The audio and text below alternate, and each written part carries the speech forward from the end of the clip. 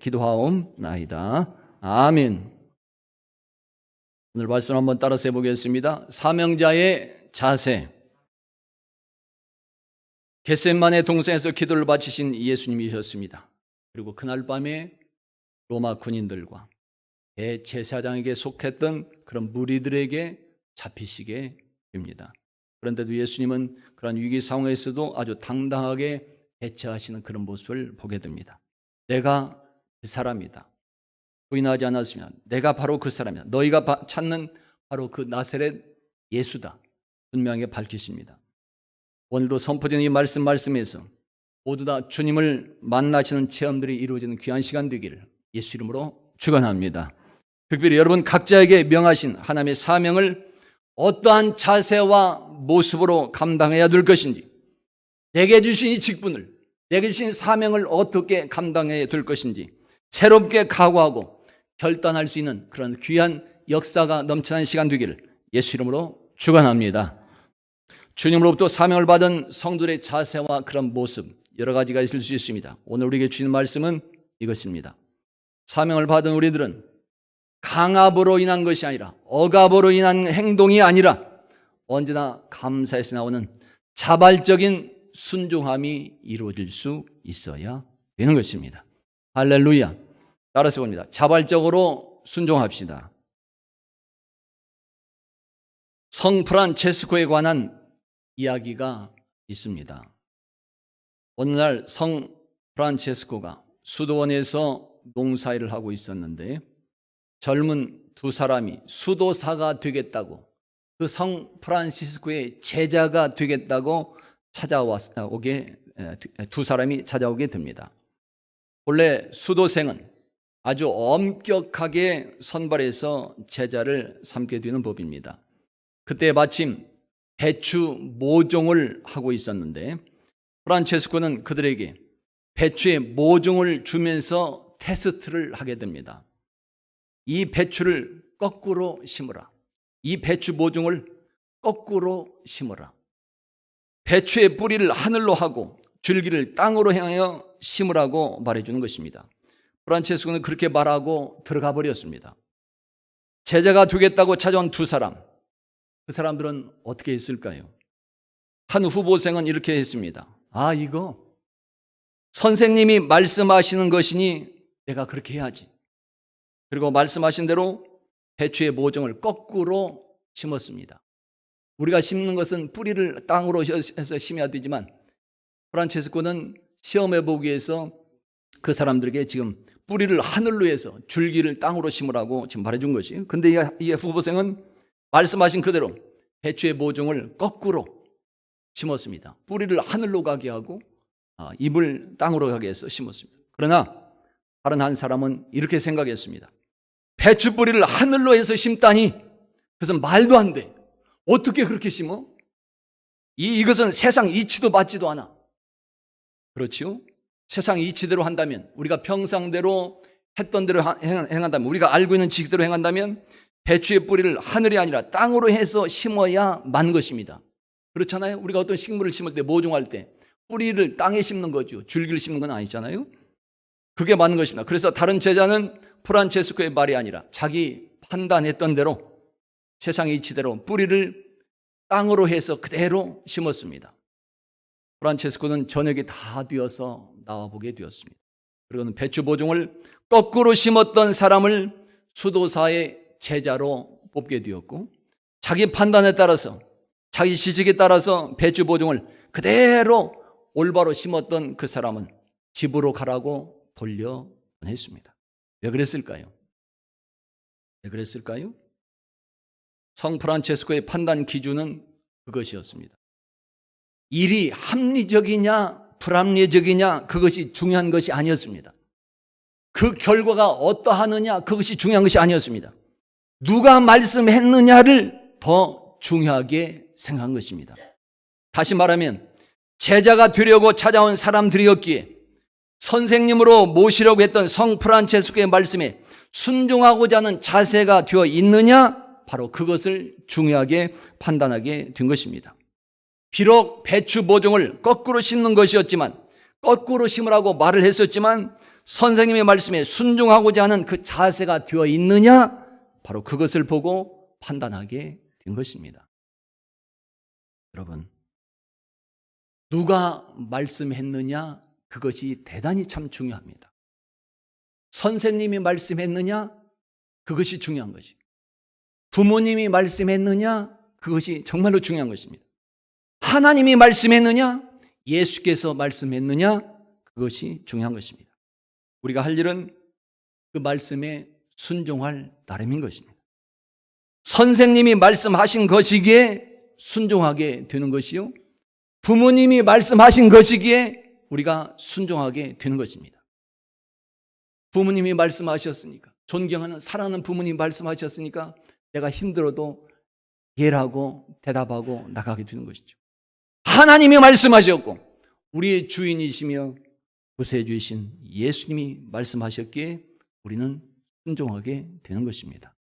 이러한 마음과 자세가 오늘 예수님의 제자가 되고 하나님의 아들과 딸이 되는 오늘 우리들의 자세인 것이며, 또한 이 땅에서 하나님의 나라와 의를 이루도록 사명을 받고 살아가는 예수 믿는 성도들의 바르고 아름다운 자세다 말할 수 있는 것입니다. 할렐루야. 오래전에 발표된 이론이 하나 있습니다. 몇십 년 전, 벌써 몇십 년 전에 이런 이론이 발표됐는데, 매슬로우 욕구 계층 이론이라는 것이 있습니다. 매슬로우라는 사람이 사람에게는 이런 욕구가 있다, 이런 욕구 단계가 있다, 그래서 욕구 계층 이론을 발표한 적이 있습니다. 이 욕구 계층 이론에 의하면 우리 인간은 평생 동안 5가지 욕구를 충족시키며 살다가 삶을 마치게 된다고 말합니다. 사람들은 살아가면서 여러 가지 욕구가 있죠. 근데 그 학자는 연구하는 것 중에서 사람들은 평생 동안 5가지 욕구를 충족시키기 위해서 살다가 그대로 삶을 마치게 된다는 것이, 우리 인간이 평생 동안 내 자신을 충족시키며 내 욕구를 충족시키며 살고자 하는 욕구 5가지 단계가 있다는 것입니다. 자, 무엇이 있을까요? 한번 들어보세요. 첫째는 생리적 욕구가 있다고 말했습니다. 호흡하는 거, 생리적이죠. 당연히 자연스럽게 나와야 되는 거죠. 호흡하는 것, 음식을 먹으며 물을 마시고 수면을 하는 것, 잠을 자는 것, 그리고 배설하며 자기 집을 갖기를 원하는 것 등, 이런 모든 것은 인간의 생리적인 그런 욕구다, 이렇게 말해줍니다. 이것이 제1단계 욕구가 된다는 것입니다. 우리 사람들에게는 이런 욕구가 있지. 먹고 마시고 자는 거 아주 기본적인 것입니다. 생리적인 단계입니다. 자, 둘째는 안전에 대한 욕구가 있다고 말해줍니다. 신체, 건강에 대한 안전하고 싶은 욕구가 있습니다. 직장에 대해서 안전한 직장을 갖고자 하는 욕구가 있습니다. 가족들의 안전을 원하는 그 욕구가 있습니다. 재산에 대한 안전을 원하는 욕구가 있습니다. 재산이 있으면 그걸 잘 안전하게 관리하고자 하는 욕구가 우리 마음대로 있는 거죠.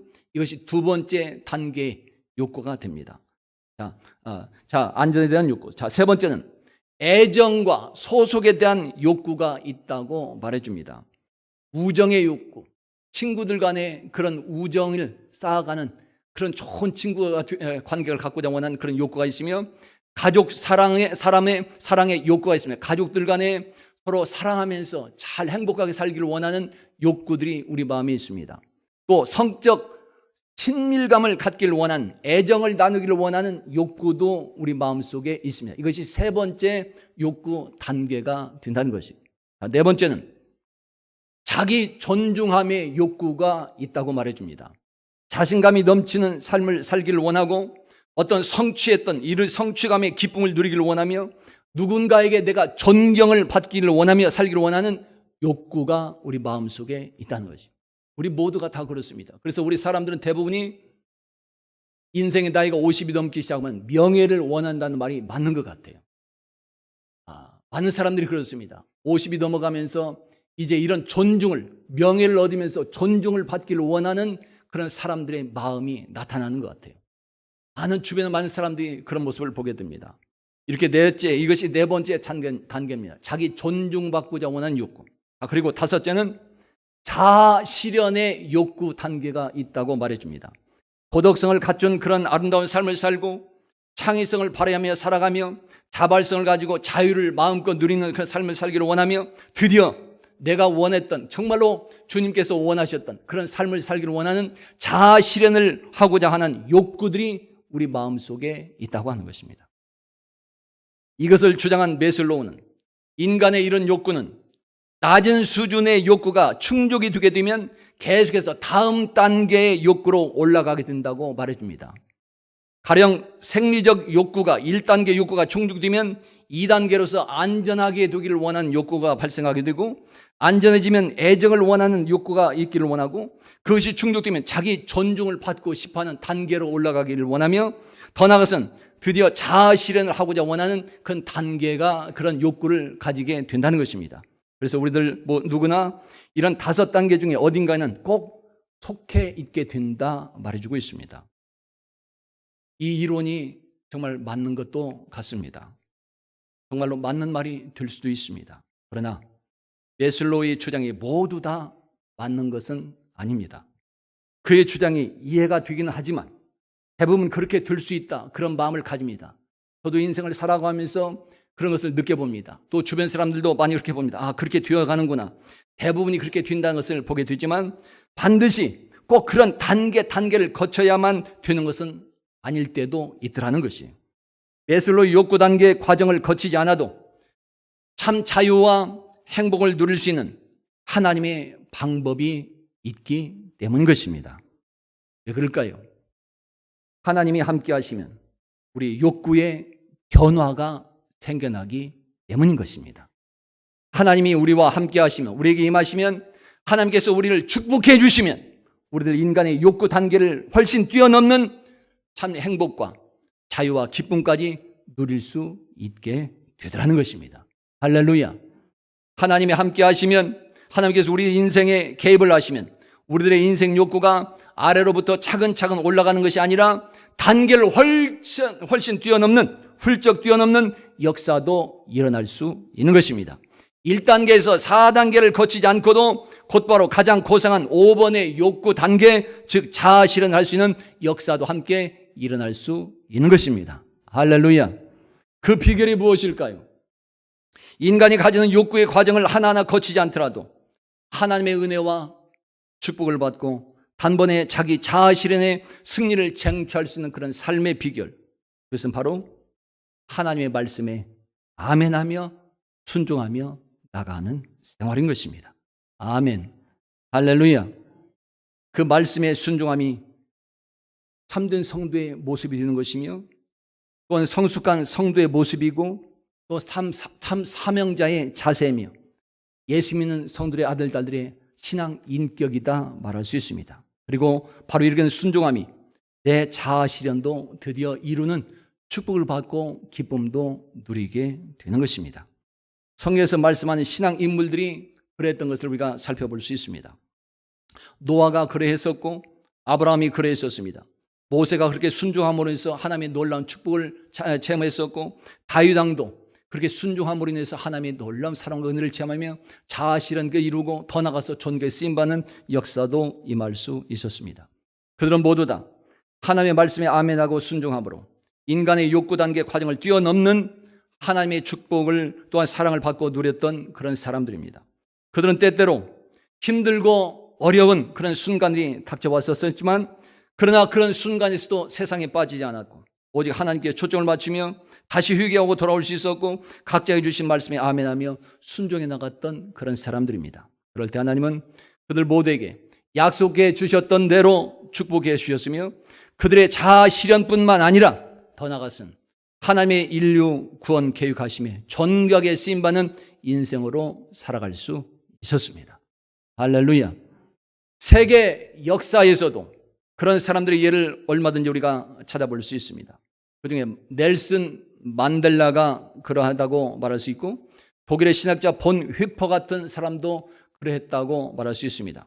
이들은 메슬로우의 주장대로 1번의 욕구, 첫 번째 욕구, 생리적 욕구도 채우지 못했던 사람들이었지만 곧바로 5번의 단계, 자아 실현을 했던 그런 단계에 올라갔던 사람들이며, 나아가서는 세상 역사에서도 존귀한 이름으로 남겨질 수 있었던 그런 사람들이 되는 것입니다.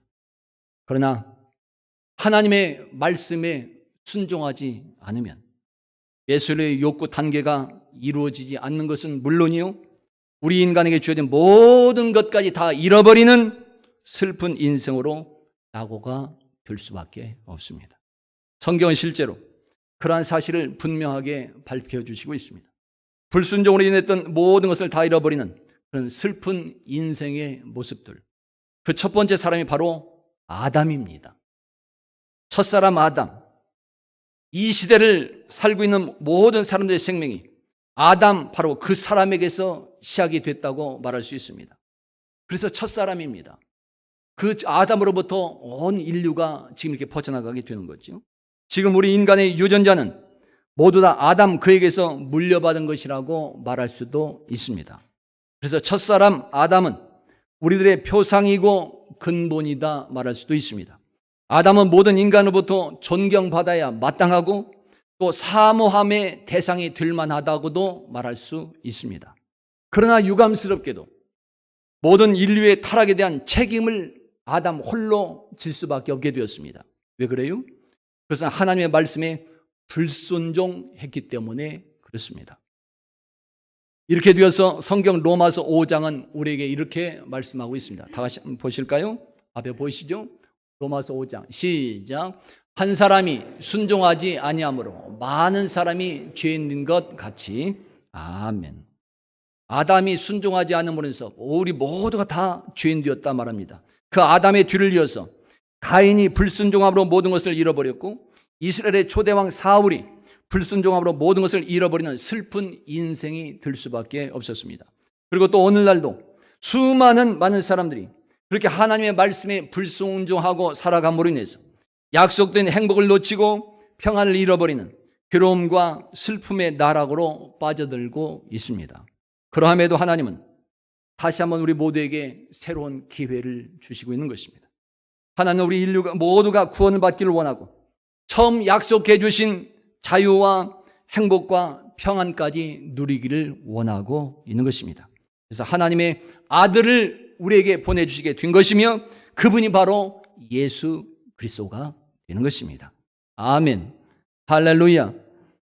예수님은 어떻게 이 땅에서 하나님의 뜻을 이루시고 우리 모두에게 참 구원과 행복이라고 하는 그 귀한 선물까지 우리에게 줄 수가 있었을까요? 그 비결이 무엇이었을까요? 그것은 바로 순종함으로 이룬 결과였다고 말할 수 있습니다. 종교 개혁자 존 칼빈은 예수님이 우리 인류의 구원을 이룰 수 있었던 그런 방법은 바로 죽음이요, 부활이요, 또 승천이었다고 기독교 강의에서 그 책에서 강조해 주는 것을 들어볼 수 있습니다. 그렇게 십자가에 죽으시는 그 아픔과 고통, 예수님은 그것을 알면서도 우리 인류 모두의 참 생명과 우리의 자유와 우리의 평안을 위해서 온전히 순종하시는 모습을 보여주시는 것입니다. 그래서 성경은 다시 이렇게 말씀하는 것입니다. 로마서 5장의 말씀입니다. 똑같이 봉독해 봅니다. 자, 시작. 그런즉 한 범죄로 많은 사람이 정죄에 이른 것 같이 한 의로운 행위로 말미암아 많은 사람이 의롭다 하심을 받아 생명에 이르렀느니라. 한 사람이 순종하지 아니함으로 많은 사람이 죄인 된 것 같이 한 사람이 순종하심으로 많은 사람이 의인이 되리라. 아멘. 한 사람의 순종 때문에 모든 사람들이 의인이 될 것이다.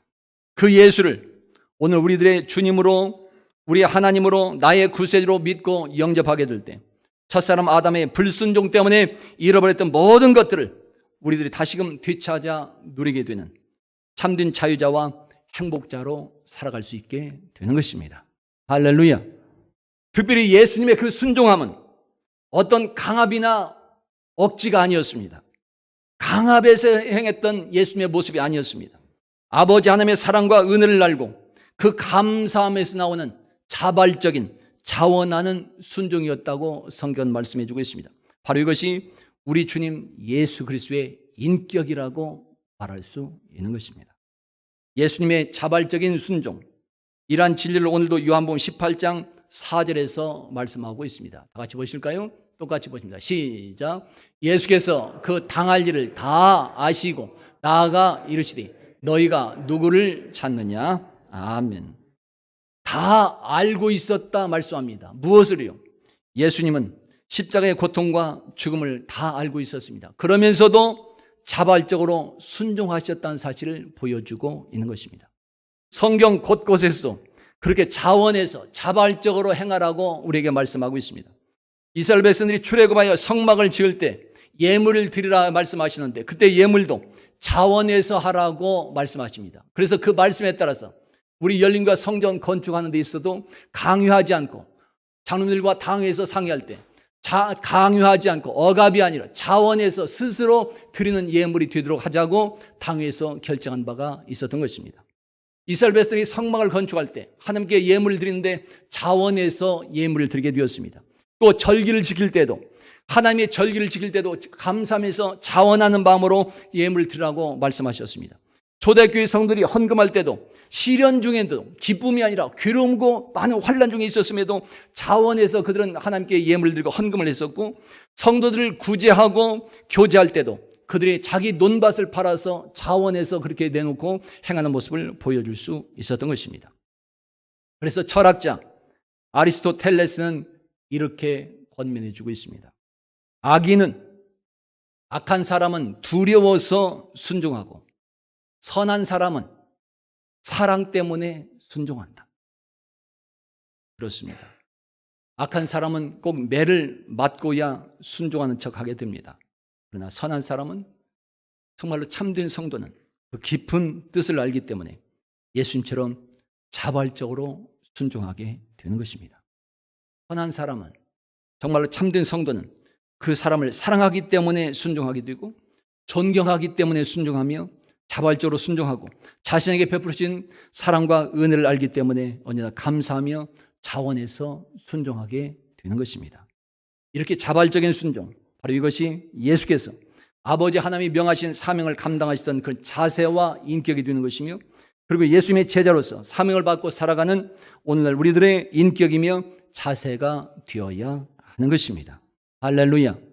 바로 이런 자발적인 순종하면서 예수 향기가 나는 것이고 하나님의 형상이 회복되어 나타나게 되는 것이며, 바로 이런 자발적인 순종하면서 우리들 각자 삶의 현장에는 하나님께서 약속하신 자유와 참 행복도 넘치는 것이요, 바로 이런 자발적인 자원함에 순종하면서 각자 삶의 현장에서마다 하나님의 영광이 온 세상에 드러나는 역사가 일어나게 되는 것입니다.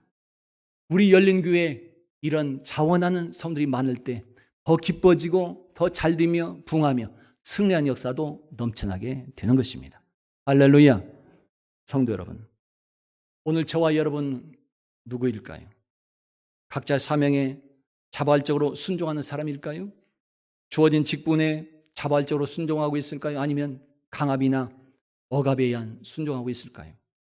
이런 말이 있습니다. 신자는 주님께로 오고 제자는 주님을 따라간다. 생각해 보세요. 신자는 주님께로 오는 사람이고 제자는 주님을 따라가는 사람이다. 오늘 우리는 오는 사람일까요? 주님을 따라가는 사람일까요? 오늘 여러분은 교회만 오고 가는 사람들이 아니라 예수님을 따라가고자 하는 참 제자가 되고 있는 줄로 믿습니다. 오늘 여러분은 하나님을 미소 짓게 하려고 하는 참 아들과 딸들로 지금 확신을 가지고 살아가고 있는 줄로 믿습니다. 오늘 여러분의 인생의 목적은 각자의 야망을 이루기 위한 것이 아니라 언제 하나님의 영광을 위해 살고자 하는 이런 그 마음을 가지고 결단하며 나가는 우리 성도들의 삶이 되고 있는 줄로 믿습니다. 그러므로 우리는 어떻게 해야 될까요? 그 비결 중에 하나는 하나님의 말씀에 언제나 아멘하며 순종하는 삶을 살아가는 모습을 보이는 것입니다. 그것도 예수님처럼 자원해서 자발적으로 순종하는 모습을 보이는 것입니다. 할렐루야. 오늘 우리 성도들 모두는 어떠한 헌신이나 직분이나 봉사나 모든 활동에서 강압이나 억지가 아니라 마지못해서 하는 것이 아니라 우리들 각자에게 마신 하나님의 사랑과 은혜를 알고 감사하면서 나오는 자원하는 순종함이 있기를 예수 이름으로 축원합니다. 나의 목적을 이루기 위한 것이 아니라 내 중심이 아니라 하나님이 미소 짓고 기뻐하시기를 원하며 하나님께 초점을 맞추고 하나님이 중심 되어 나오는 자발적 순종이 되기를 예수 이름으로 축원합니다. 그래서 여러분 모두 다 성경의 신앙 인물들처럼 이 땅에 하나님의 나라와 의를 이루는 데 존귀하게 쓰임받는 아름답고 행복한 사명자로 살아갈 수 있기를 예수 이름으로 축원합니다. 따라서 봅니다. 자발적으로 순종합시다. 찬양합니다. 주만 바라볼지라.